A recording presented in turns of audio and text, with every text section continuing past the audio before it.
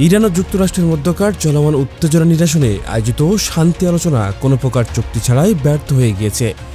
এই কূটনৈতিক ব্যর্থতার রেশ কাটতে না কাটতেই এবার সরাসরি বেইজিংয়ের উপর চড়া হয়েছেন মার্কিন প্রেসিডেন্ট ডোনাল্ড ট্রাম্প। ইরানকে অত্যন্ত উন্নত ও আধুনিক সমরাস্ত্র সরবরাহের একটি গোপন পরিকল্পনার অভিযোগ তুলে চীনের বিরুদ্ধে কঠোর হুঁশিয়ারি দিয়েছেন তিনি। ট্রাম্প অত্যন্ত স্পষ্ট ভাষায় জানিয়ে দিয়েছেন, বেইজিং যদি তেহরানকে সামরিক সরঞ্জাম বা কোনো ধরনের সহায়তা প্রদান বন্ধ না করে, তবে তাদের এর জন্য অত্যন্ত ভয়াবহ গুরুতর পরিণতি ভোগ করতে হবে। গত শনিবার 11 এপ্রিল হোয়াইট হাউস থেকে ফ্লোরিডার উদ্দেশ্যে রওনা হওয়ার সময় সেখানে উপস্থিত সাংবাদিকদের সাথে আলাপকালে ট্রাম্প এই বিস্ফোরক মন্তব্য করেন।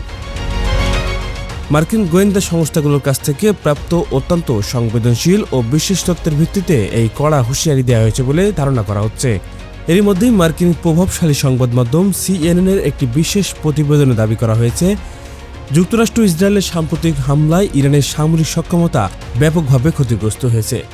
এই ক্ষয়ক্ষতি কাটিয়ে উঠতে ইরান বর্তমানে ঘোষিত 2 সপ্তাহের সামরিক যুদ্ধবিরতির সুযোগ গ্রহণ করেছে। প্রতিবেদন অনুযায়ী এই যুদ্ধবিরতির সময়টুকু কাজে লাগিয়ে ইরান তাদের সামরিক ভান্ডার পুনরায় গঠন ও শক্তিশালী করার মরিয়া চেষ্টা চালাচ্ছে। গোয়েন্দারা সুনির্দিষ্টভাবে দাবি করেছেন যে চীন সরাসরি নয়, বরং তৃতীয় কোনো দেশের মাধ্যমে ইরানের কাছে আকাশ প্রতিরক্ষা ব্যবস্থা সহ বড় ধরনের একটি অস্ত্রের চালান পাঠানোর সব ধরনের প্রস্তুতি সম্পন্ন করেছে। গোয়েন্দা তথ্যে আরও বলা হয়েছে, চীন মূলত এমন কিছু আধুনিক প্রযুক্তি সরবরাহের চেষ্টা করছে যার মধ্যে রয়েছে কাঁধ থেকে ছোড়া অত্যন্ত কার্যকরী বিমান বিধ্বংসী মিসাইল ব্যবস্থা। উল্লেখ্য যে এই একই প্রযুক্তির সাহায্য নিয়ে যুদ্ধের একদম শুরুর দিকে ইরান আমেরিকার একটি F-15 যুদ্ধবিমান ভূপাতিত করতে সক্ষম হয়েছিল। সেই বিধ্বস্ত বিমানটি উদ্ধার করতে গিয়ে তৎকালীন সময়ে পেন্টাগনকে জানমালের ব্যাপক ক্ষয়ক্ষতির সম্মুখীন হতে হয়েছিল। চীনকে সরাসরি সতর্কবার্তা দিয়ে ডোনাল্ড ট্রাম্প সাংবাদিকদের আরও বলেন যে যুক্তরাষ্ট্রের গোয়েন্দা সংস্থাগুলো যে তথ্য সংগ্রহ করেছে তা যদি সত্য প্রমাণিত হয় এবং চীন যদি সত্যিই ইরানকে এমন কোনো সামরিক সহায়তা প্রদান করে, তবে বেইজিং বড় ধরনের আন্তর্জাতিক ও কূটনৈতিক সমস্যার মুখে পড়বে। তিনি চীনের এই পদক্ষেপকে আঞ্চলিক স্থিতিশীলতার জন্য বড় হুমকি হিসেবে দেখছেন। পাশাপাশি ট্রাম্পের এই কঠোর অবস্থান এমন এক সংবেদনশীল সময়ে সামনে এলো যখন আগামী মাসের শুরুতেই চীনের প্রেসিডেন্ট শি জিনপিংয়ের সঙ্গে একটি গুরুত্বপূর্ণ দ্বিপাক্ষিক বৈঠকে বসার কথা রয়েছে।